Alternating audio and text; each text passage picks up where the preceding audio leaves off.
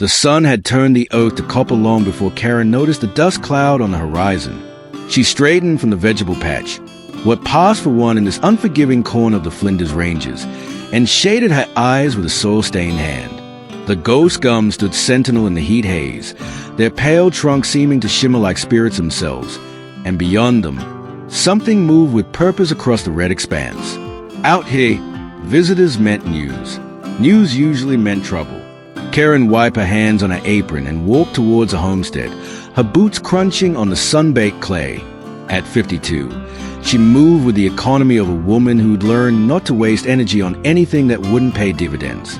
The drought had taught her that, along with a dozen other harsh lessons about survival in a land that suffered fools about as gladly as it suffered rain. The dust cloud resolved into a single rider as it drew closer, a man on a sturdy bay horse, both of them travel-worn but moving with quiet confidence.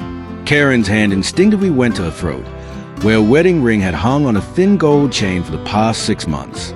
The chain was still there, but the ring was gone. She discovered its absence 3 days ago while checking the chicken coop, the empty way of the chain a physical ache that had nothing to do with her arthritic joints.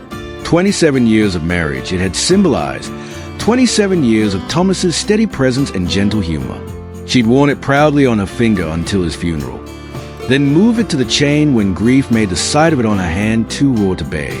Now even that small comfort had vanished, probably lost somewhere along the old Cobb and Company Road during her monthly supply run to the township. She'd retraced her steps twice, but the red earth kept its secrets well. The rider was close enough now that she could make out details. An Akubra had pulled low against the glare, a canvas jacket that had seen better years, and the careful way he held himself in the saddle, alert without being tense. As he approached the homestead's boundary, he pulled up and waited, his horse stamping restlessly in the heat. Afternoon, His voice carried clearly across the still air, respectful and unhurried. Would you be Mrs. Karen Mitchell? The formality surprised her.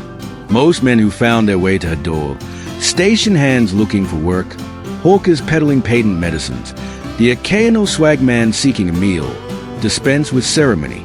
This one set his horse like he had all the time in the world and manners enough to use it properly. She called back, studying him with a sharp attention that living alone had made second nature.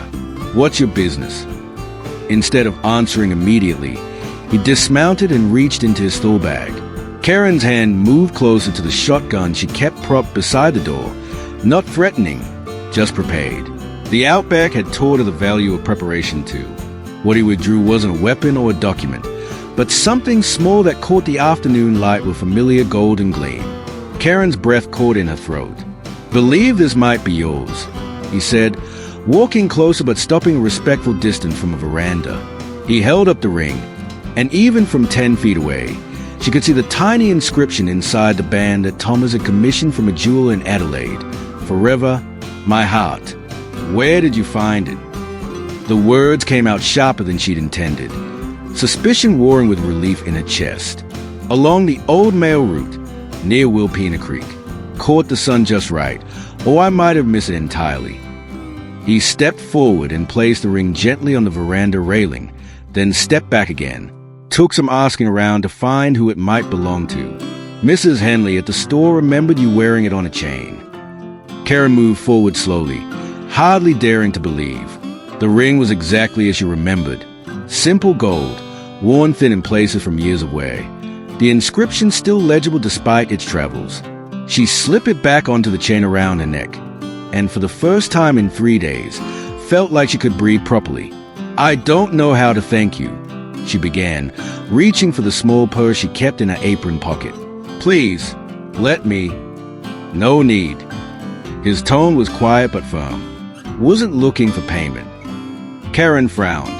In her experience, men who claimed to want nothing usually wanted the most of all. Then what can I offer you?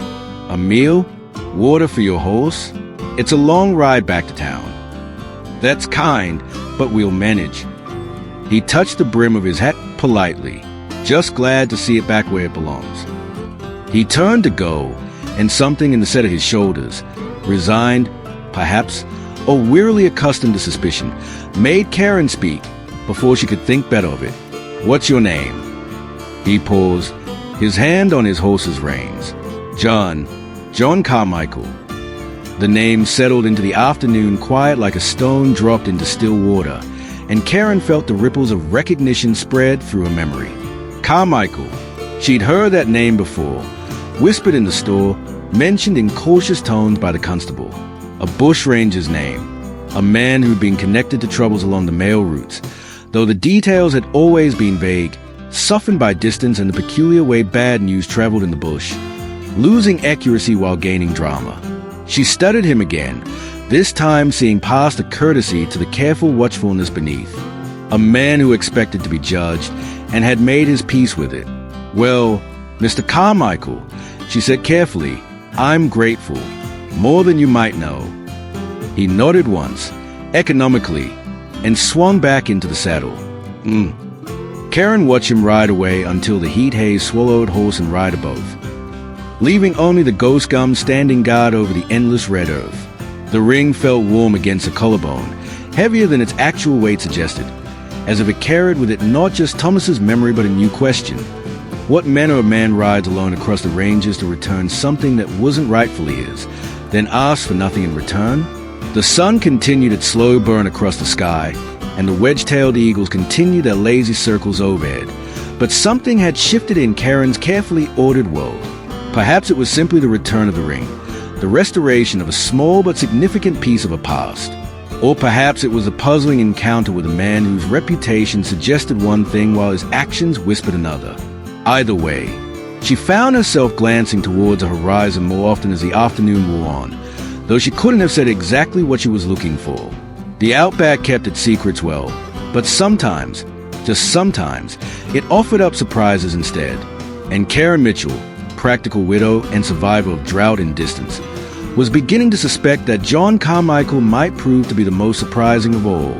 If stories of second chances and quiet courage speak to you, subscribe and leave a like so more Outback tales can find their way to kindred hearts. Chapter 1. The Ring and the Debt Refused. 3 days passed before Karen saw the dust cloud again. She was hanging washing on the line, a weekly ritual that required strategic timing in the Outback, where dust storms could turn clean linens into red-stained rags in minutes. When a familiar silhouette appeared on the horizon, the same steady bay horse, the same unhurried pace, but this time approaching from the east rather than the south.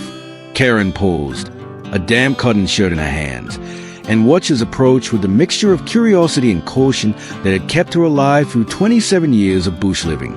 The morning was still cool, the sun not yet high enough to turn the air into a furnace, and the ghost gums cast long shadows that seemed to point directly towards a homestead.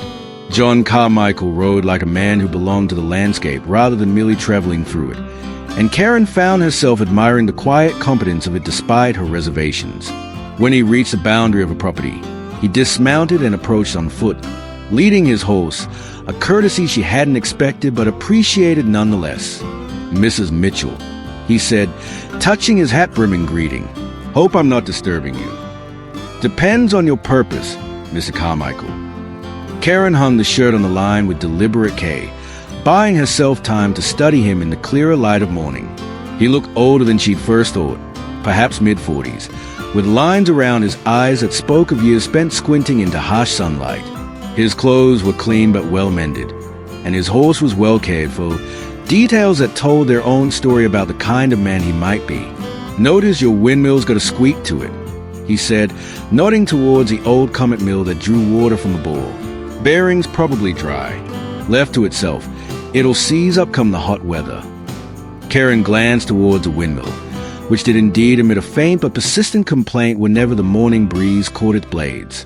She'd been meaning to climb up and oil it for weeks, but the ladder made her nervous these days, and she couldn't afford to pay anyone to do it. "And you offering to fix it?"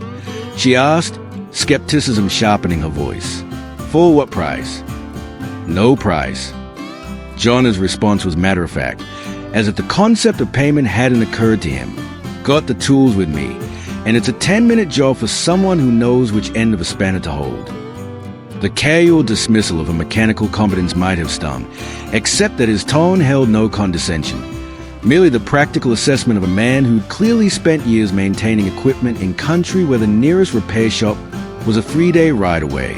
"I'm perfectly capable of maintaining my own property," Karen said, though even as the words left her mouth, she wondered why she was arguing against help she genuinely needed. Never suggested otherwise. John's reply was mild, unruffled by a prickly response, just offering to save you the climb. That letter's seen better decades, and the morning wind's got a mind of its own. He was right about the ladder. The wooden rungs had been weathered by too many seasons of sun and rain, and more than once she'd felt them flex alarmingly under her weight. The thought of attempting to climb with an oil can and tools made her joints ache in anticipation. Why? The question emerged before she could stop it. Why would you trouble yourself with my windmill? Jonh was quiet for a moment, his gaze moving from the squeaking mill to the neat vegetable garden, the carefully maintained chicken coop, the small but obvious signs of a woman making do with limited resources and unlimited determination. When he looked back at her, his expression was thoughtful rather than pitying. "Seems like you've got enough troubles without adding a C's bearing to the list," he said simply. The unexpected kindness of it caught Karen off guard. She'd grown accustomed to the casual dismissal that often greeted widows in the bush. Too much trouble to help, not enough resources to be useful. John's offer carried no such calculation, no obvious expectation of return. "All right," she said, surprising herself, "but I'll make tea while you work. It's only proper." "That would be welcome. Thank you." Karen busied herself with the kettle and the precious store of tea leaves while Jonh fetched his tools from his saddlebags. Through the kitchen window, she watched him examine the windmill's mechanism with the methodical attention of someone who understood machinery. Not just its function, but its temperament. He moved with quiet efficiency, wasting no motion, and within minutes the persistent squeak had been replaced by the smooth whir of properly lubricated bearings. When she carried the tea tray outside, he was already cleaning his hands with a rag. The job complete. "Sugar?" she asked, settling the tray on the small table beside her rocking chair. "As it comes, thanks." He accepted the cup with hands that were callous but clean, and took a cautious sip of the scalding brew. "Good tea. Hard to come by out here.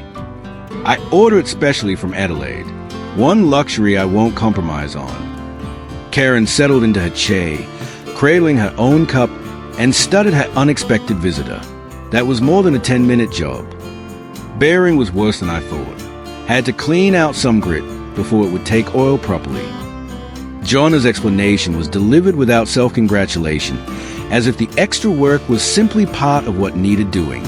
Should run quiet now through the worst of summer. They sat in companionable silence for a few minutes, the only sounds the gentle creak of the windmill blades and the distant call of a kookaburra. Karen found herself relaxing despite her instinctive wariness. There was something restful about John's presence. He didn't seem to require conversation for its own sake, content to simply exist in the morning quiet. "The constable came by yesterday," she said eventually, watching his face for any reaction, asking questions. John's expression didn't change, but his hand still momentarily on his teacup. Questions about what? About who might have found my ring. Same someone mentioned seeing a rider on the old mail route. Karen kept her tone carefully neutral. He was very interested in descriptions. I imagine he was.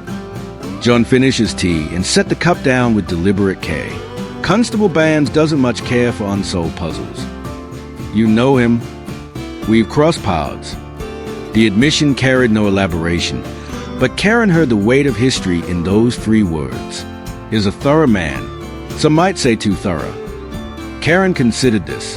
Constable Bands had indeed been thorough in his questioning, pressing for details about her mysterious benefactor with an intensity that seemed disproportionate to the simple return of a lost ring. She'd found herself growing protective of her visitor's privacy, though she couldn't quite explain why. "I told him I didn't get a clear look at the man who returned it," she said quietly. "Poor light, hard to make out details."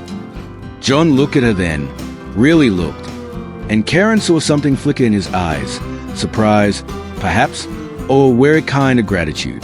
That was considerate of you. "I don't care for men who mistake thoroughness for harassment." Karen's tone was crisp with disapproval.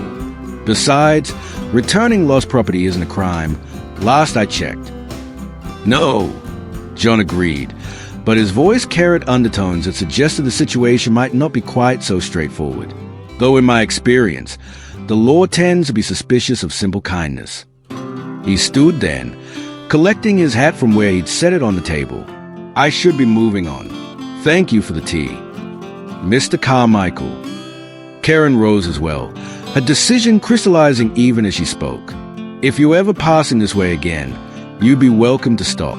For water, for your horse. It was a small offer, carefully phrased to preserve both their dignities, but they both understood its significance. In a land where water was precious and strangers were viewed with suspicion, the invitation carried weight beyond its simple words. That's kind of you, Mrs. Mitchell. I'll remember. He mounted his bay with the fluid economy of a man born to the saddle, and Karen watched him ride away with feelings she couldn't quite name. The windmill turned smoothly in the morning breeze, its mechanical contentment a small but significant improvement to her daily soundtrack.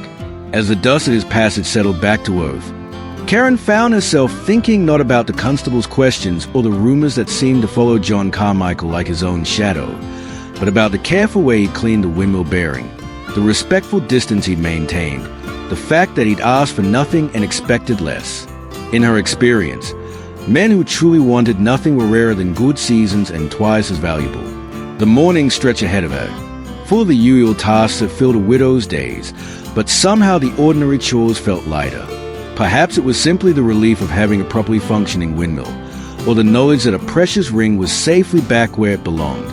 Or perhaps it was a growing suspicion that Jonh Carmichael, whatever his past might hold, was exactly the kind of man the Outback needed more of, the kind who fixed things without being asked and expected nothing in return. The sun climbed higher, turning the red earth to burnished copper, and Karen Mitchell went about her day with a small, inexplicable lightness in her step. After all, the windmill was running smoothly. Her tea supply was holding out, and somewhere out there on the vast sweep of the ranges, a man who'd asked for nothing was making his quiet way through a world that had clearly asked too much of him already. It was a good morning for small mercies and unexpected kindnesses, and Karen had learned long ago not to question such gifts when they appeared. If this tale of quiet honor and simple kindness is warming your heart, we'd be grateful for your like and subscription. Sometimes the best stories are the ones where heroes ask for nothing but give everything that matters. Chapter 2. The Weight of Names. The dust storm arrived on a Tuesday, 3 weeks after the windmill repair, announced by the peculiar yellow-green light that turned the afternoon sky the color of old brass. Karen had learned to read the weather signs decades ago. The restless shifting of the ghost gums, the way the wedge-tailed eagles rode the thermals with unusual urgency, the electric taste that crept into the air hours before the wind began to howl. She was securing the chicken coop when she spotted the rider approaching through the gathering gloom, bent low over his horse's neck against the first gust of wind-driven grit. Even through the dust and failing light, she recognized the silhouette immediately. Jonh Carmichael rode like no other man she'd ever seen, part of his horse rather than merely sitting on it. Storm's coming fast, he called as he approached, his voice nearly lost in the rising wind. Looks to be a big one. Karen glanced towards the horizon, where a wall of red dust stretched from earth to sky like the wrath of an Old Testament god. She'd weathered dozens of such storms over the years, but they never failed to inspire a healthy respect for the Outback's capacity for casual violence. 20 minutes, maybe less, she agreed, latching the coop with hands that were already gritty with airborne dust. You'd better come inside. No sense riding blind in this. It was a practical offer born of necessity rather than sentiment, but Jonh hesitated as if accepting shelter carried complications she couldn't see. I don't want to impose. Mr. Carmichael. Karen's tone brooked no argument. That storm will strip the hide off anything caught in the open. Your horse needs shelter, and so do you. We'll sort out the proprieties once we are not choking on half of South Australia. The first real gust hit them then, hard enough to stagger both horse and riders, and John's hesitation vanished. He led his bay towards a small stable beside the house, and Karen hurried to secure the last of her outdoor possessions before the storm could claim them. Inside the homestead, with the shutters latched and a lamp fighting back the unnatural twilight. Karen found herself sharing her refuge with a man she was beginning to realize she knew very little about. Jonh sat quietly at a kitchen table, his hat in his hands, looking around the modest interior with the careful attention of someone accustomed to noting exits and vulnerabilities. "Tea?" she asked, because hospitality was reflexive even in extremity, and because the ritual of making tea provided structure when the world outside was dissolving into chaos. "Please."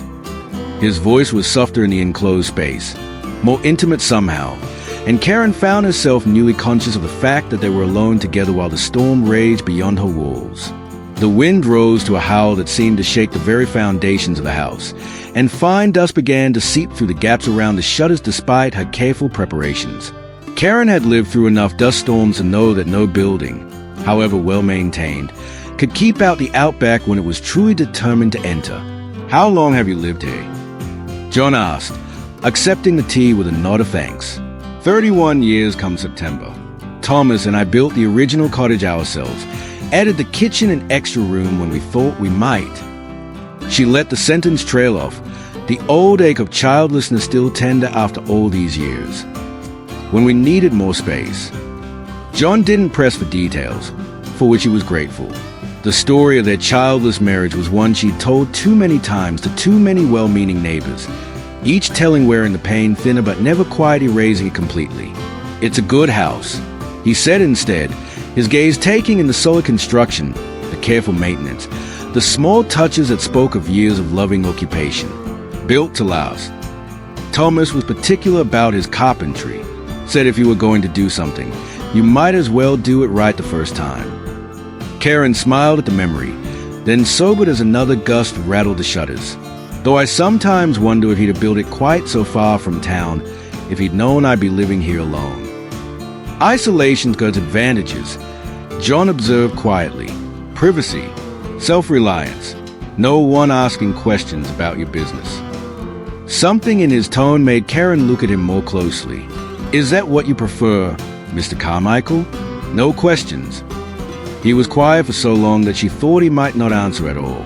Outside, the storm reached its peak fury, the wind screaming like something alive and vengeful, and the house creaked and settled around them like a ship riding out a gale. "Depends on the questions," he said finally, "and who's asking them. Constable Bands has been asking quite a few lately." Karen kept her voice deliberately neutral. "About you, specifically." John's hand stilled on his teacup, but his expression remained carefully composed. "What sort of questions?" "The sort that suggests he knows more about your past than is letting on." Karen hesitated, then decided that the storm-enforced intimacy of their situation called for honesty. He mentioned the Cobb and Company mail coach that was held up near Wilpena Creek 6 months ago. Said the description of one of the Bushrangers matched you rather closely. The silence stretched between them, broken only by the howl of wind and the rattle of dust against glass. When Jonh finally spoke, his voice carried a weariness that seemed to age him before her eyes. He's not wrong. The admission hung in the air between them like smoke from a gunshot, and Karen felt her world shift slightly on its axis. She'd suspected, of course, the name, the careful way he held himself, the constable's persistent interest, but suspicion was different from confirmation. "I see," she said carefully, though she wasn't entirely sure she did. "No blood was shed," Jonh continued, his gaze fixed on the tea leaves swirling in his cup. "That was my condition from the start. We stopped the coach, took what we came for, and let everyone go unharmed.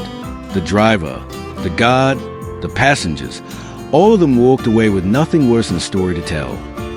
Including a woman who lost a wedding ring," Karen said quietly. Jonh looked up then, and she saw something raw and unguarded in his eyes. "Including her, yes, though that wasn't supposed to happen." "What do you mean?" He was quiet for another long moment, and Karen could almost see him weighing how much truth the situation could bear. The storm continued to rage outside, sealing them into their small circle of lamplight, creating a strange intimacy that seemed to demand honesty. "My partner, former partner, got greedy. Started taking jewelry, personal effects, things that weren't part of the plan. I tried to stop him, But Jonh shrugged, the gesture heavy with old regret. Some men don't listen to reason once they get the scent of easy money. What happened to him? Nothing good. John's tone suggested the subject was closed, but Karen caught the edge of something darker beneath his words. The ring was mixing with some other things he'd taken. By the time I realized it, he was long gone and the damage was done. Karen absorbed this, turning it over in her mind like a puzzle piece that didn't quite fit the picture she'd been assembling. So you kept it for 6 months. I kept it because it didn't belong to either of us. Because a woman somewhere was grieving its loss, and that wasn't right. John's voice carried a quiet intensity that made Karen believe him despite every rational reason she shouldn't. It took time to track down who it belonged to, longer still to work up the courage to return it. Courage. You think it's easy, riding up to a stranger's door when half the territory knows your name and none of it's good. John's smile was bitter, self-deprecating. Easier to have sold it or thrown it in a creek somewhere. But that ring, it meant something to someone. That meant something to me. The explanation had the ring of truth to it. But Karen found herself focusing on other details. The careful way he'd said former partner, the darkness that had crossed his face when discussing the man's fate, the genuine regret in his voice when he spoke of the robbery itself. Why? She asked. Why did you do it in the first place? Jonh was quiet for so long that she thought he might not answer. The storm seemed to be losing some of its fury, the howling wind dropping to a more manageable roar, and Karen could hear a clock ticking in the relative quiet. Winter of '96 was hard, he said finally. Drought killed most of the stock, and what didn't die wasn't worth selling. Lost the station, lost everything else that mattered. When a man comes to you with a plan to make easy money, and you've got nothing left to lose. He shrugged again. Seemed like the lesser of several evils at the time. And now I know better, though knowing better doesn't change what's already done. Karen studied his face in the lamplight, seeing past the weathered features to something younger and more vulnerable beneath.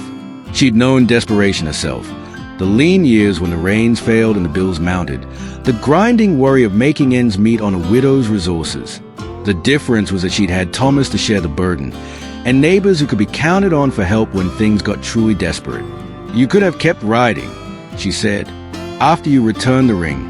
I mean, could have disappeared into Queensland or the Territory, started fresh where no one knew your name. Could have, Jonh agreed, but running away doesn't solve anything, just moves the problem somewhere else.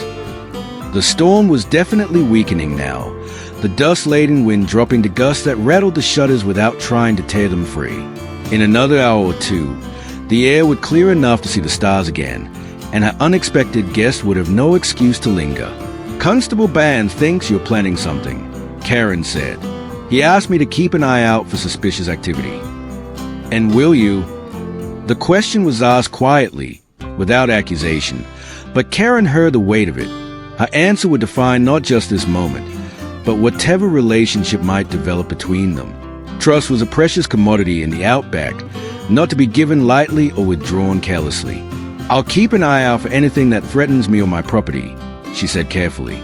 Beyond that, I mind my own business. Something in John's expression eased, though he was too cautious to let relief show completely. That's more than fair. They sat in comfortable silence as the storm continued to abate, each lost in their own thoughts.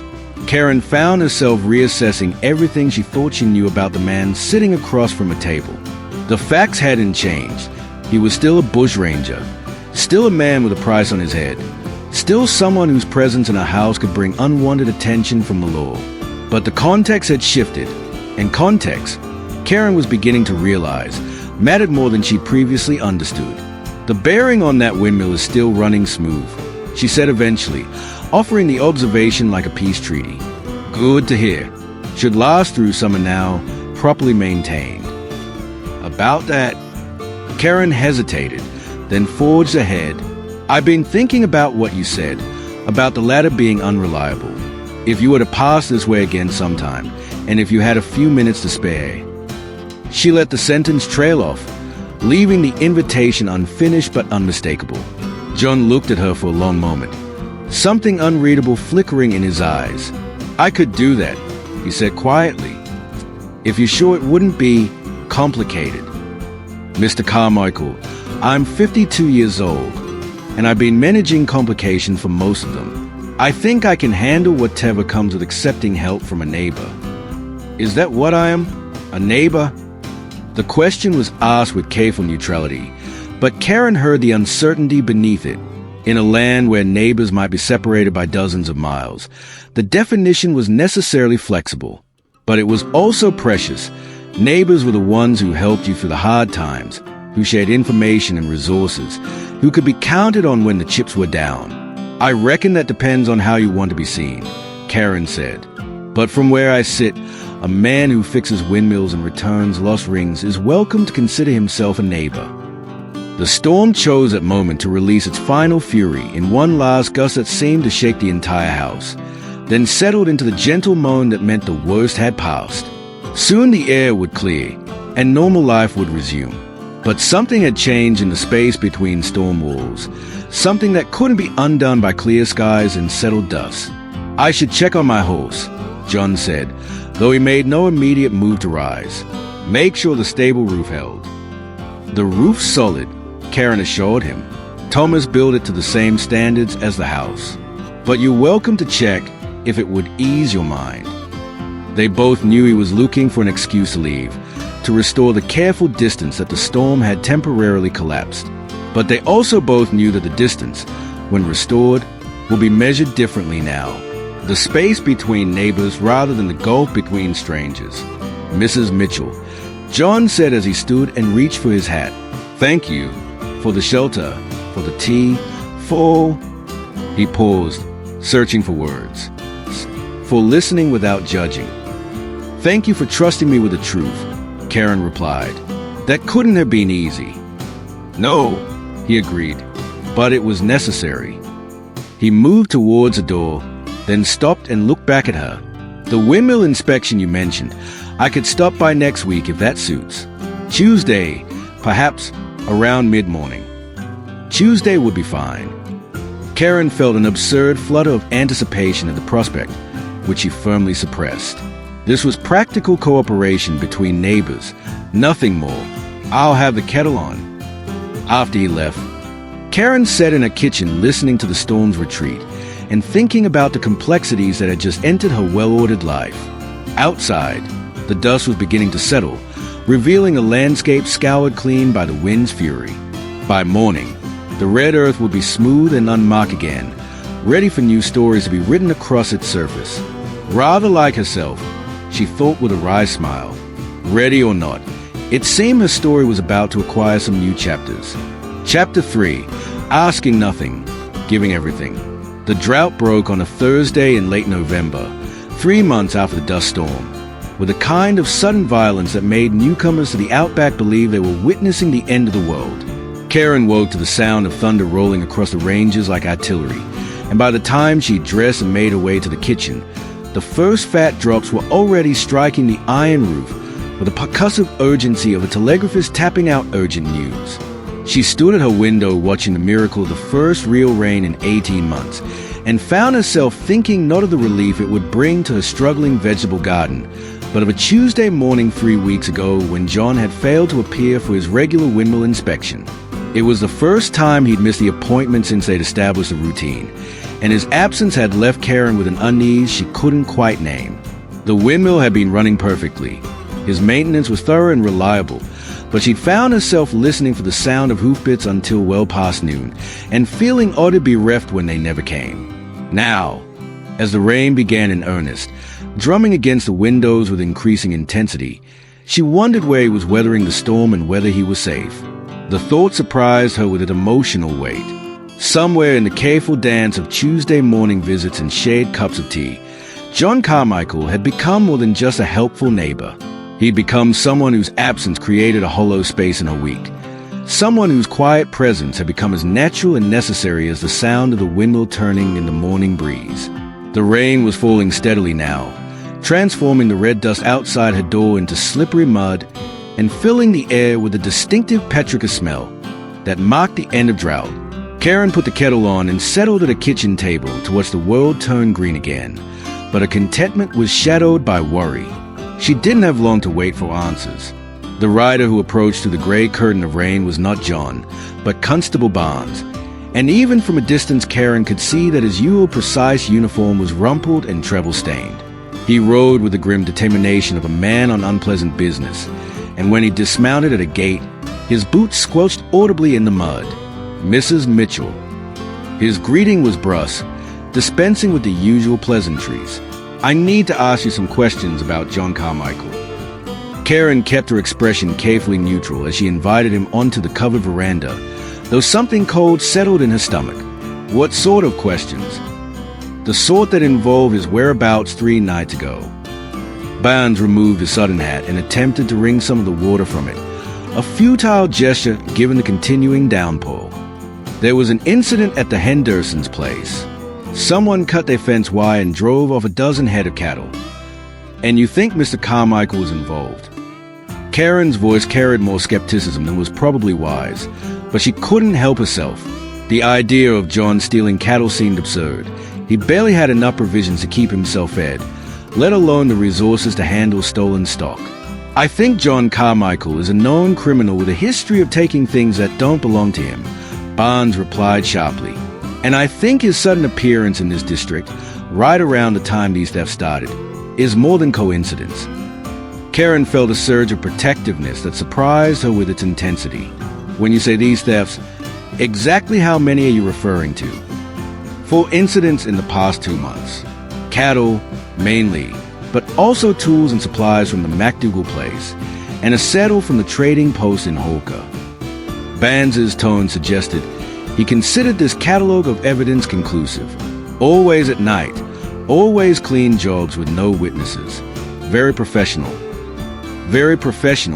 or very careful not to hurt anyone. Karen asked pointedly, because there's a difference. Barnes studied her with sharp attention. You seem remarkably well informed about the methods involved. Karen realized she'd revealed more than she intended, but it was too late to retreat now. I'm well informed about Mr. Carmichael's character. He's been helping me with maintenance around the property, and has never shown any inclination towards theft or violence. Helping you. Barnes's tone made it clear what he thought of such assistance. And what exactly does this help cost you? The implication was unmistakable, and Karen felt heat rise in her cheeks. Constable Barnes, if you're suggesting. I'm suggesting that Jonh Carmichael is a criminal who's been using you to establish an alibi while he raids his neighbor's property. Barnes's voice was hard with certainty, and I'm here to tell you that your association with him is going to end badly if you don't wise up. My association with Mr. Carmichael consists of offering him tea in exchange for mechanical assistance, Karen said with as much dignity as she could muster. If you find that arrangement criminal, then perhaps your definition of crime is rather broader than the law intends. The rain continued to pour down around them, creating a curtain of privacy that seemed to encourage honesty. Barnes studied Karen's face for a long moment, then sighed and settled his weight back on his heels. Mrs. Mitchell, I don't doubt that Carmichael has been the perfect gentleman with you. Men like him usually are. With women they are trying to impress or use. But the fact remains that he's wanted for armed robbery and cattle theft and God knows what else. Sooner or later, that's going to catch up with him. Then perhaps, Karen said quietly, you should be asking yourself why a man with his skills and experience is stealing cattle he can't possibly hope to sell, rather than simply assuming he's guilty because it's convenient. Barnes frowned. What do you mean? Karen hesitated, realizing she was about to step into territory that could prove dangerous for both herself and John. But something in the constable's expression suggested he might be willing to listen to reason, and her protective instincts were stronger than her caution. I mean that cattle rustling requires resources Mr. Carmichael doesn't have. Somewhere to hold the stock, connections to move them, capital to wait for the right buyers. Does he strike you as a man with that kind of operation? No, Barnes admitted reluctantly, but that doesn't mean he's not working with someone who does. Or it means someone is using his reputation to cover their own activities, Karen suggested.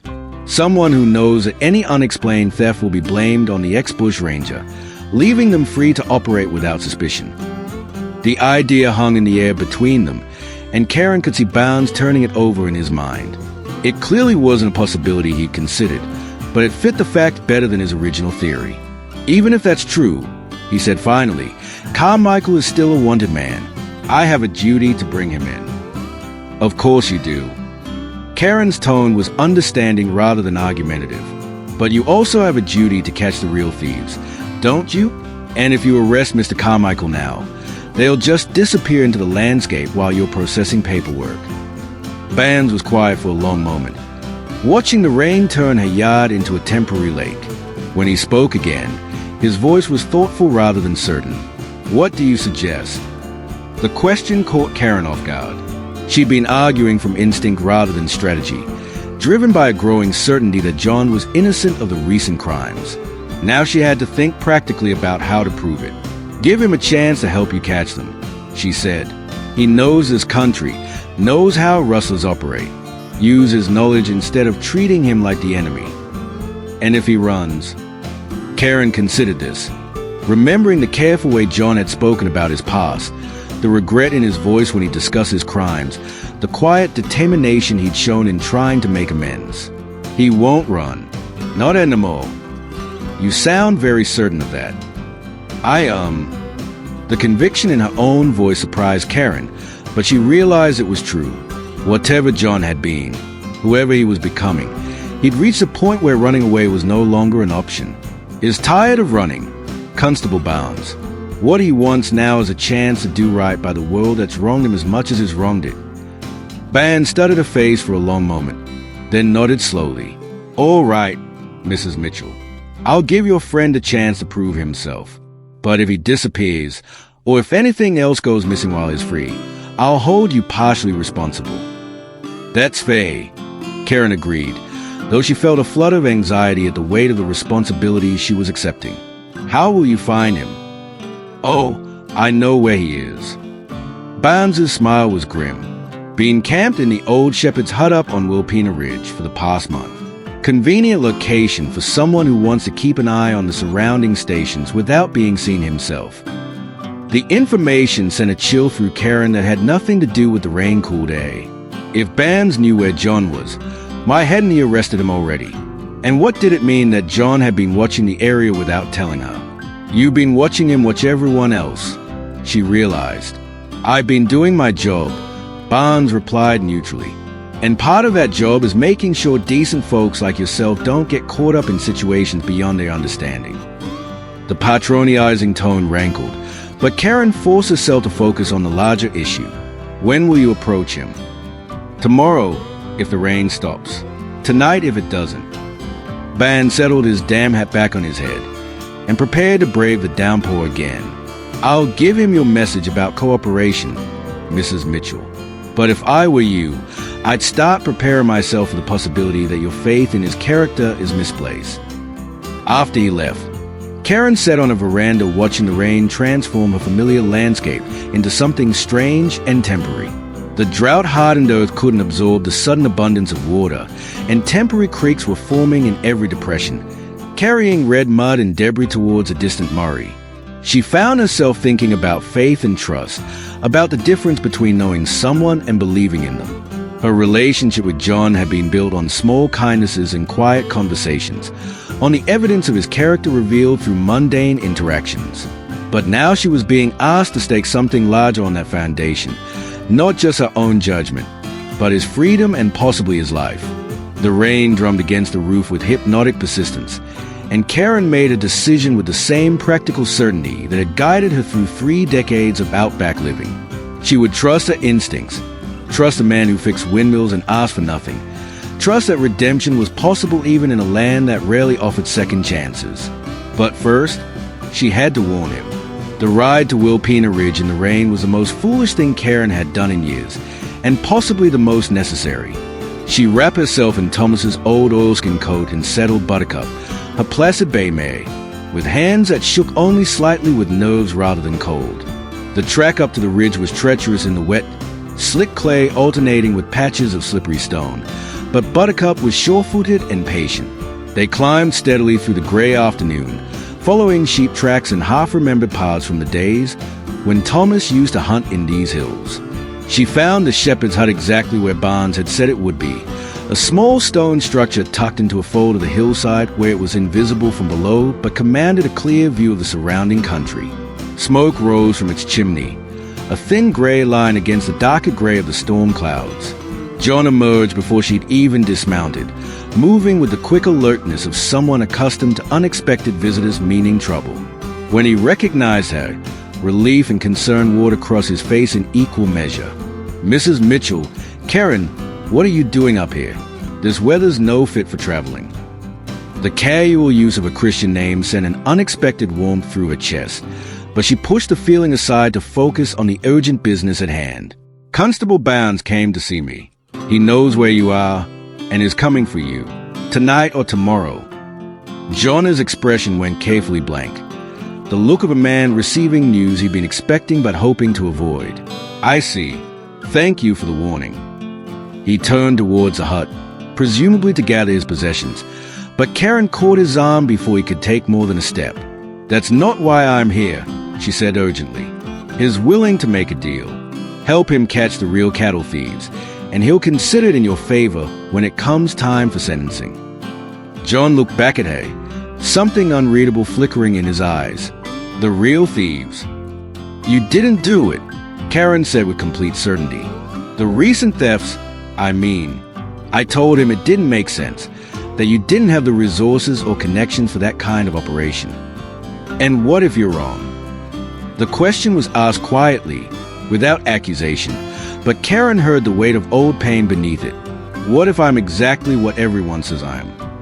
She studied his face in the gray light of the stormy afternoon, seeing past awareness to the man who had fixed her windmill and returned her ring, who made tea with careful precision and spoke of his crimes with genuine regret. This was the moment that mattered, she realized.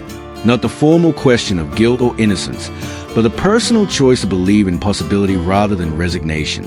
"Then you also the man who spent 6 months tracking down the owner of a lost wedding ring," she said simply. "And that's the man I choose to trust." Something shifted in John's expression, a subtle relaxation of defenses that had been held rigid for so long they'd become part of his posture. When he spoke, his voice was softer than she'd ever heard it. "The cattle thefts," he said quietly. "I've been watching them happen." Karen felt her heart skip a beat. "Watching?" "From up here, you can see most of the station land in the valley. I've seen the raiders 3 times now. Always the same pattern, always the same men. 2 riders, working at night, using the old stock routes to move the cattle." John's tone was matter-of-fact, professional. They know the country well, and they know which stations are understaffed. "Why didn't you tell Bounds?" John's smile was bitter. Would you have believed a Bushranger's word against respectable citizens?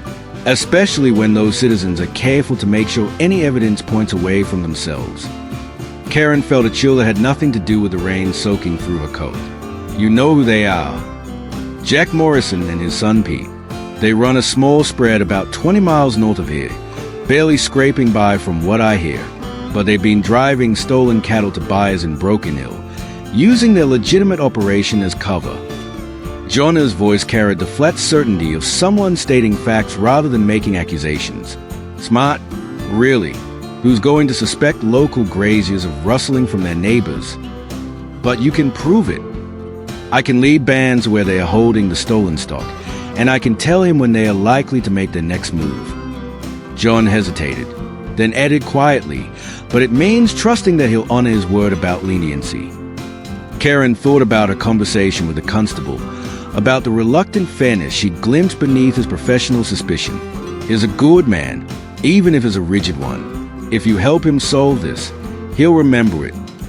They stood in the rain looking at each other, 2 people balanced on the edge of a decision that would change everything. The storm showed no signs of abating, and the light was beginning to fade despite the early hour. "You could still run," Karen said quietly. "Take your horse and disappear into Queensland. Start fresh somewhere else." "I could," Jonh agreed. "But then Jack Morrison keeps stealing cattle, and some other poor bastard gets blamed for my crimes along with his own. And you... He paused, something vulnerable flickering across his face. You'd think less of me for choosing the easy way. I'd understand, Karen said, though even as she spoke the words, she knew they weren't entirely true. Self-preservation isn't cowardice. Isn't it? Jonah's smile was sad but determined. Maybe it's time I found out what the other choice feels like. The decision, when it came, was anticlimactic. They rode down from the ridge together, Karen leading the way through the treacherous footing while Jonh followed with his few possessions packed behind his saddle. The rain continued to fall, washing the red dust from the landscape and turning the world temporarily grey. And Karen found herself thinking that redemption, like the breaking of drought, often came with dramatic suddenness after long periods of waiting. They reached her homestead just as full darkness fell, and found Constable Barnes waiting on a veranda with the patient resignation of a man accustomed to being soaked for duty's sake. "Mr. Carmichael," he said as they dismounted, "I was hoping we could have a conversation." "About cattle theft," Jonh replied evenly, "and about the men who've been using my reputation to cover their activities." Barnes straightened, professional interest sharpening his gaze. "You have information?" "I have names, locations, and timing." Jonah's tone was businesslike, matter-of-fact. "What I don't have is any guarantee that cooperating with you won't simply make it easier for you to hang me." "That depends," Barnes said carefully, "on how valuable your cooperation proves to be." They moved the negotiation inside, where Karen provided tea and listened to the careful dance of two men working out the terms of an uneasy alliance. By midnight, they had a plan. Jonh would lead Barnes to the hidden corral where the Morrisons were holding the stolen cattle, and would help coordinate the capture of the thieves when they came to move their next shipment. In exchange, Barnes would recommend leniency when Jonah's case came to trial, and would ensure that his cooperation was noted in all official reports. It wasn't absolution, but it was hope, and sometimes hope was enough. The operation took place 2 nights later, in the thin light of a crescent moon that provided just enough illumination to see by without announcing their presence to the world. Karen waited at her homestead, listening to the night sounds of the recovering landscape, and trying not to imagine all the ways a plan could go wrong. When the riders returned in the pre-dawn darkness, she knew immediately that the mission had succeeded by the set of Jonah's shoulders and the grim satisfaction in Barnes's voice as he accepted her offer of tea. "Clean arrest," the constable reported. "Both Morrisons, plus most of the stolen stock, recovered. They'll stand trial in Adelaide, and with the evidence we gathered, conviction is practically assured." "And Mr. Carmichael's situation?" Karen asked, though she tried to keep the question casual. Barnes looked at Jonh, who sat quietly at Karen's kitchen table with the patient stillness of a man accustomed to having his fate decided by others. "That remains to be seen, but I'll be recommending a suspended sentence, conditional on his continued cooperation and good behavior." It wasn't freedom, exactly, but it was something close to it. A chance to build a new life on the foundation of old mistakes, to prove that redemption was possible even for those who'd lost their way in the harsh mathematics of survival. Over the following weeks, as the rain continued intermittently and the landscape slowly transformed itself back into something green and hopeful, Karen found herself settling into a new routine. Jonh still came for Tuesday morning windmill inspections, but now he also helped with larger maintenance projects, repairing storm damage, improving drainage around the buildings, strengthening the chicken coop against the inevitable return of drought conditions. He never asked for payment, and Karen never offered it directly, but she made sure there was always tea ready when he arrived, and often found excuses to send him home with surplus vegetables from a suddenly productive garden or fresh bread that she'd baked in larger quantities than necessary. It was a careful dance of mutual support disguised as casual neighborliness, and both of them understood its true nature even if neither spoke it aloud. They were building something together, not just repairing buildings and maintaining equipment, but constructing the framework of trust that might, someday, support something deeper. The morning when everything changed started like any other Tuesday, with Jonh arriving precisely at 10 o'clock and Karen putting the kettle on while he examined the windmill's operation. But when he came inside for tea, there was something different in his manner, a nervous energy that seemed at odds with his usual calm competence. "Karen," he said, then stopped and cleared his throat. "Mrs. Mitchell, I wanted to ask you something." She waited, sensing the importance of the moment and the care with which his words were being chosen. "The magistrate in Adelaide has reviewed my case," he continued. Barnes kept his word about the recommendation, and, well, the suspended sentence has been approved, conditional on my remaining in the district and reporting monthly to the authorities. Karen felt a flutter of joy mixed with something that might have been relief. "That's wonderful news. John, you must be pleased." He agreed, but his expression remained serious. "But it also means I need to make some decisions about the future. About where I'm going to live, what kind of work I'm going to do, about..." He paused, then forged ahead with visible determination. "About whether I have a future here worth staying for." The question hung in the air between them, unspoken but unmistakable. Karen felt her heart begin to race, not with fear this time, but with a terrifying possibility of hope. "I can't offer you anything fancy," John continued quietly. "No grand gestures or promises of easy living. Just honest work and..." He gestured towards a window, where the recovering landscape stretched endlessly under the vast sky. "Just this, the life we've been building, one Tuesday morning at a time." Karen looked at him across a kitchen table. This man who had returned her ring and asked nothing, who had fixed a windmill and expected no payment, who had chosen the harder path when the easier one would have taken him safely away from judgment and consequence. She thought about the ring that still hung around her neck, symbol of one love that had lasted 27 years, and about the possibility of another kind of love, quieter, perhaps, built on different foundations, but no less real for its unconventional beginning. "What exactly are you asking me, Jonh Carmichael?" His smile, when it came, was soft and tentative and entirely without presumption. "I'm asking if you'd consider letting a reformed bushranger court you properly, Mrs. Mitchell. Slowly, respectfully, with all the time in the world to see where it might lead." Karen reached across the table and covered his weathered hand with hers, feeling the calluses that spoke of honest work and the tremor that betrayed his nervousness. "I think," she said quietly, "that would be the most sensible proposition anyone's made to me in years." Outside, the windmill turned smoothly in the morning breeze, its well-oiled bearings singing a quiet song of maintenance and care. The red earth stretched away towards a horizon, vast and demanding and beautiful, ready to support whatever new stories its inhabitants chose to write across its surface. And in a modest homestead at the foot of the Flinders Ranges, two people who had learned the hard way that second chances were precious gifts began the careful, hopeful work of building a life together, one Tuesday morning at a time, asking nothing but giving everything that mattered.